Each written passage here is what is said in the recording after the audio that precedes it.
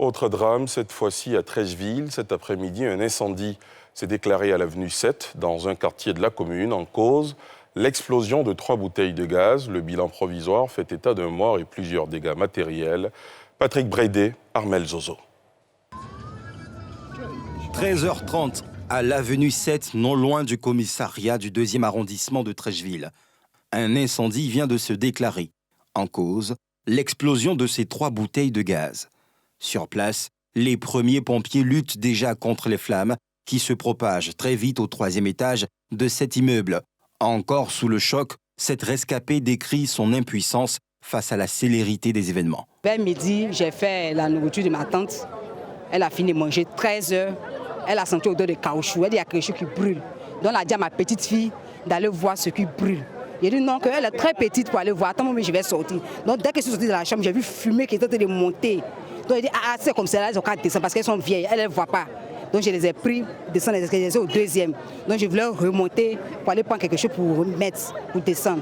Quand je suis montée là, je ne pouvais plus. Les gaz ont commencé à s'exploser.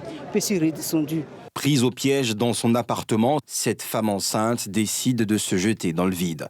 Malheureusement, elle ne survivra pas de sa chute, laissant son mari et sa famille inconsolables. Comme il n'y a personne, elle a condamné de la maison, elle a sorti par la fenêtre pour venir tomber.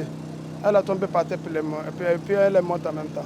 Chez cet autre sinistré, la perte de cet incendie se chiffre en millions. Ma petite est venue me donner caisse. Ça 500 000 qui est dedans. Plus moi-même, 600 000.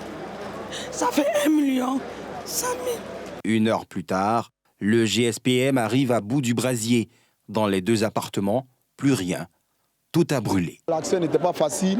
Et puis, c'est les maisons, les contre-chambres. C'est un peu compliqué. Et il y avait des victimes en hauteur. Il fallait les dégager, faire la mise en sécurité d'abord, puis passer à l'extinction. Donc voilà, ce n'était pas un peu facile. Mais par la grâce de Dieu, on a pu gérer la situation. Il n'y a pas eu de propagation. On a maintenu le feu dans son volume initial. Les habitants de l'immeuble attendent que les sapeurs-pompiers écartent définitivement tout risque avant de réintégrer le bâtiment ce soir.